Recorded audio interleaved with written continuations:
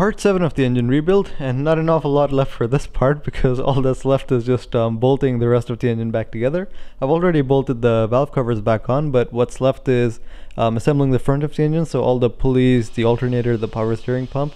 And then after the wiring harness is in, I'll have to install the supercharger and then also the exhaust manifolds.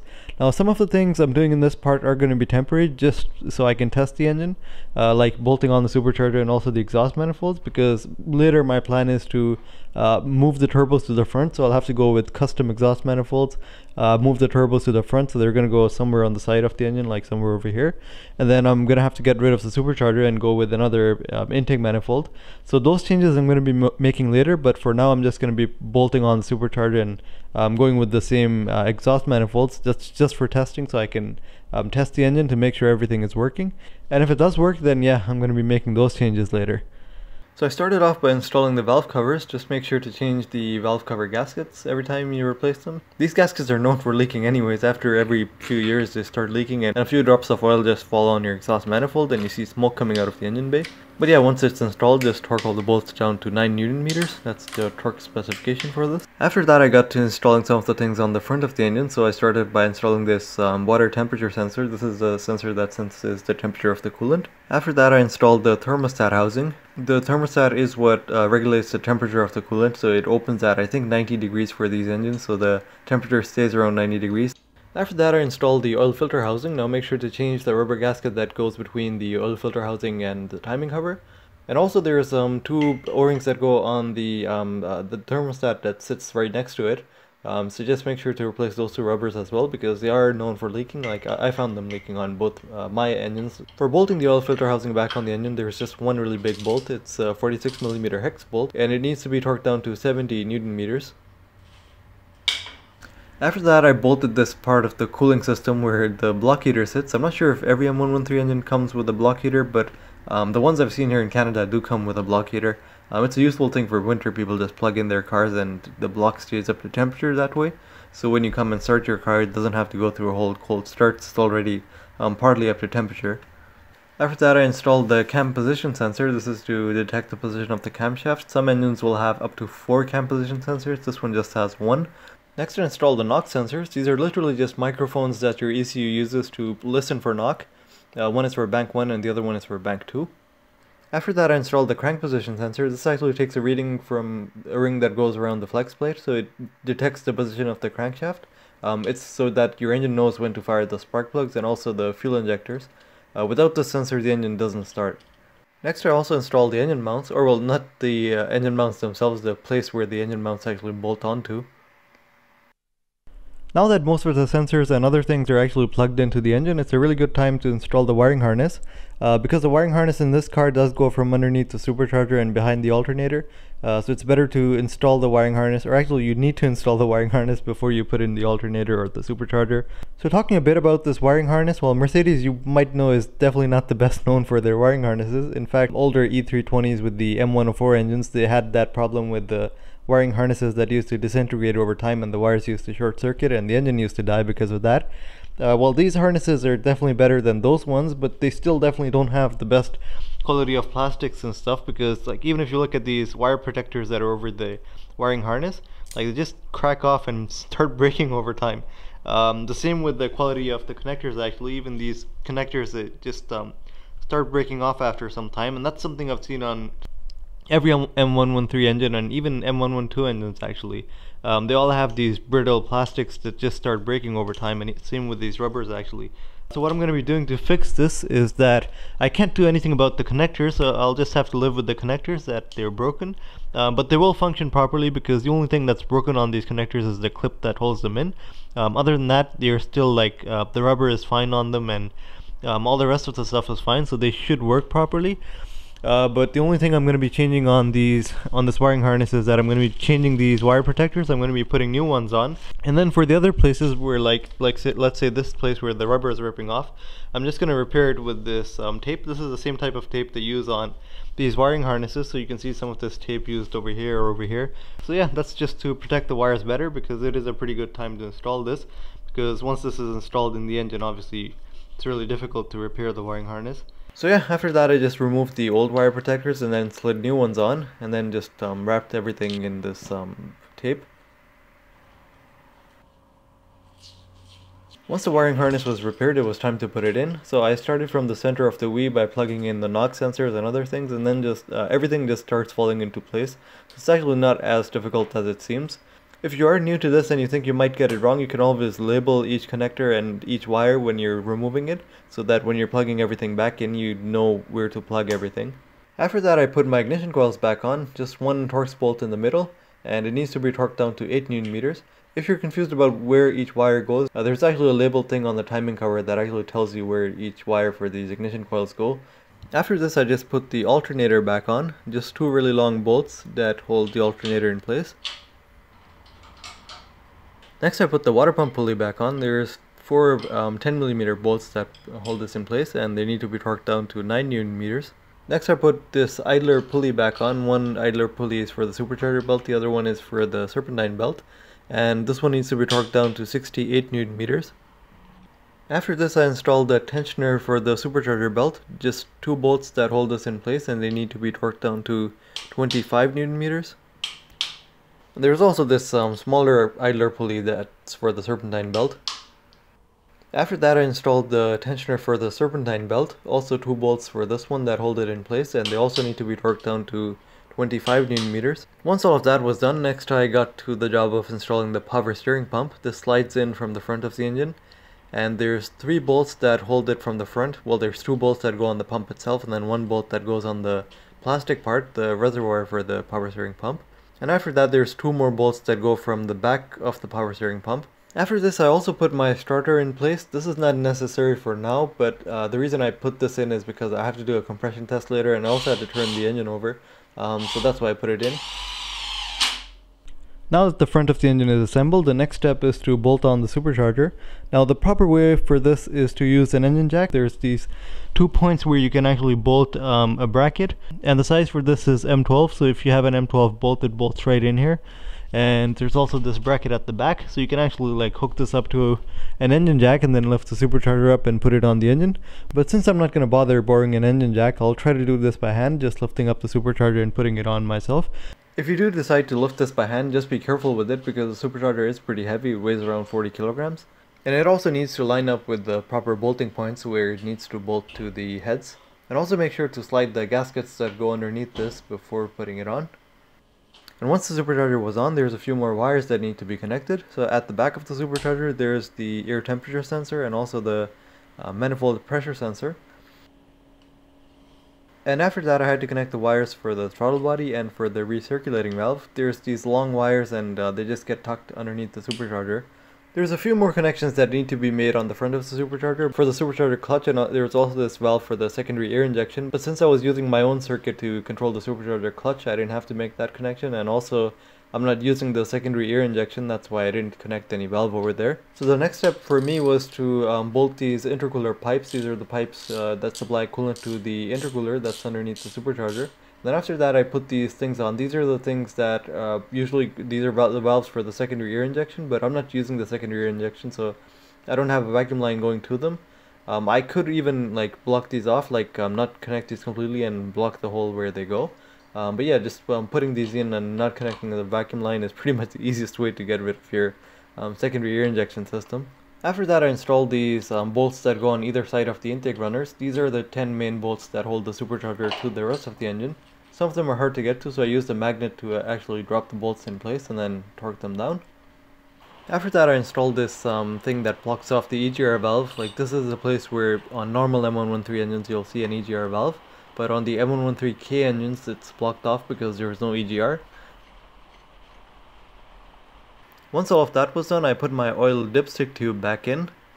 There's also a rubber that goes on this one that you might want to change, and there's just one bolt that holds the oil dipstick tube in place.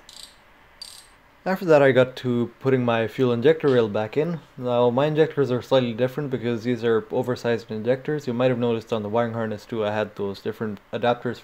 So yeah, just carefully guide the fuel injectors on their proper holes and then just press them in. And then after that, you can make the connections for the fuel injectors, just one plug going to each fuel injector. And then there's 4 bolts that go on the fuel injector rail just to hold it to the engine. After that, I connected these hoses for the crankcase ventilation. Now these ones also go hard over time, and sometimes they crack and start leaking, and it causes the car to have a really rough idle. So if they have gone hard, it's not a bad idea to replace them, but mine were fine and I just reused them. But I'm planning to go with a different system anyways, because later I'll probably be installing an oil catch can, because the car does burn a lot of oil when it's on the track. There's also this hose for the Evap system, which goes at the back of the supercharger, and it needs to be bolted to one of the bolts that is for the valve cover. And after all this was done, it was finally time to put the surge tanks back on. This is the part that takes the air that's coming out of the intercoolers, like after the supercharger, the air goes through the intercooler, and then from the intercooler the air goes through this thing, and then it gets delivered to the heads, to the intake runners. Now I only torque these bolts to I think 10 Newton meters. I usually just torque them at about that much, because if you torque them too much, it's really difficult to remove those bolts later, and you can even sometimes break your torque spits when you're trying to remove them. And once all the bolts are torqued, there's just this hose clamp at the back that needs to be tightened. After that, I connected the lines for the oil cooler just so I could finish up the connections for all the oil.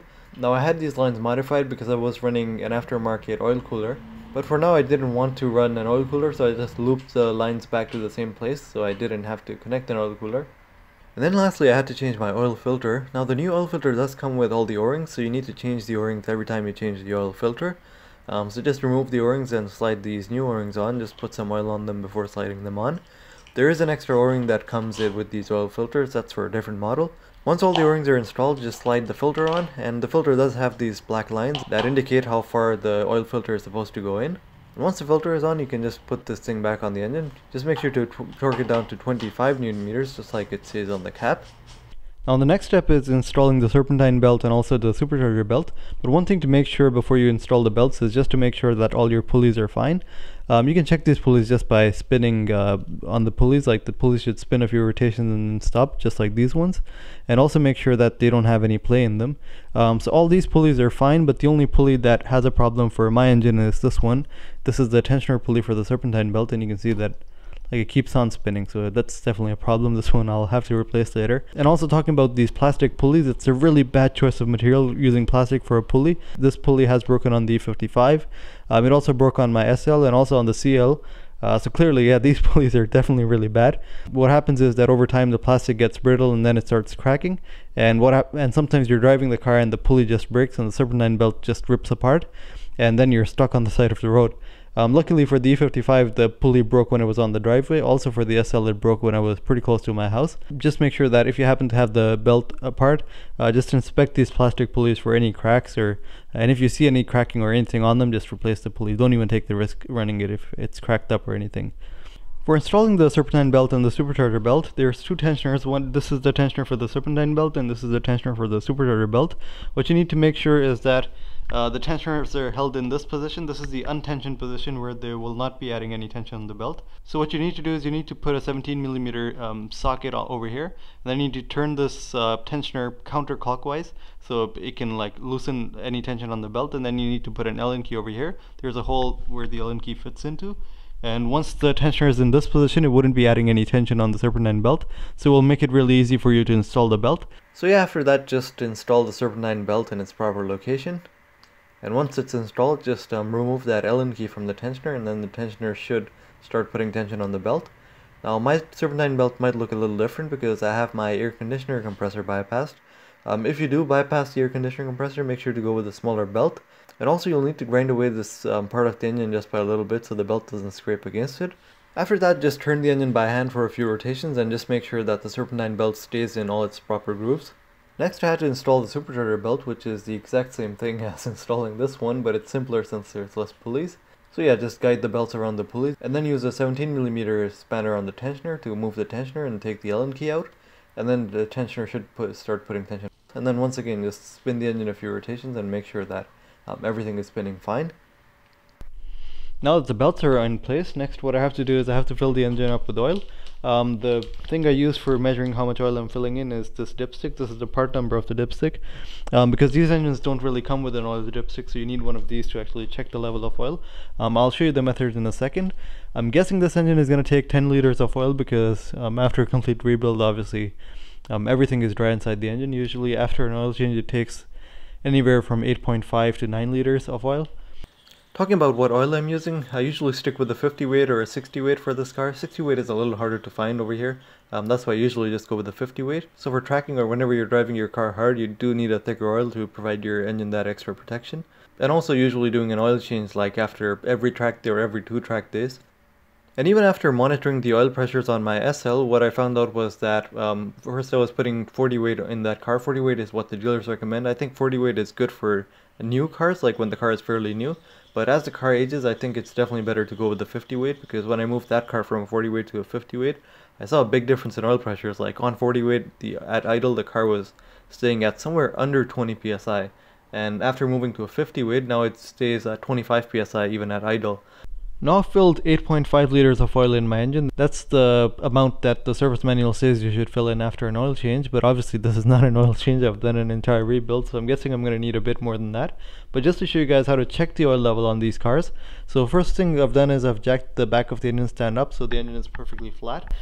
And next what I'm going to do is I'm just going to remove this dipstick, or not the dipstick, the place where the dipstick goes. And then I'm going to install my dipstick here. And the level I'm looking for is 167 to 169 millimeters of oil. So I'll install this dipstick till it's all the way at the bottom of the oil pan. It literally hits the bottom of the oil pan, and then you know that's where you have to stop. And then I'll pull it out. And let's see what level I get. So right now I'm at 90 something, 95.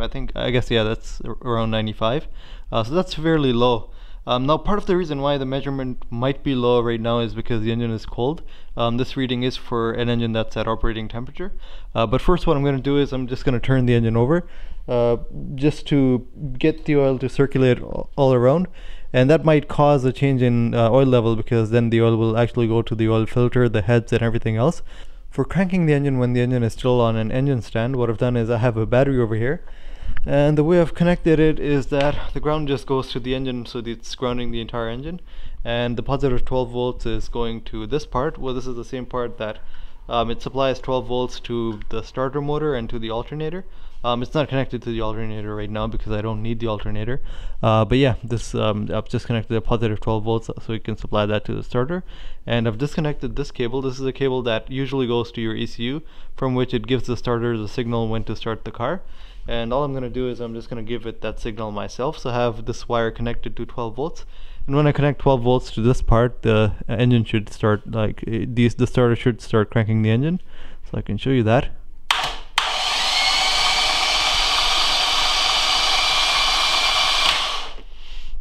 So yeah, and I have my spark plugs out right now, so there's not really going to be any load on the engine when it's cranking over, because it's not really making any compression. So after turning the engine over a few times, yes, the oil level definitely did fall. It fell by about 3 liters, and I had to fill in quite a bit more oil after that. After filling the engine with 12 liters of oil, hopefully now it should be close to the right limit, because last time it was looking pretty close. So let's see if I've reached the proper quantity this time.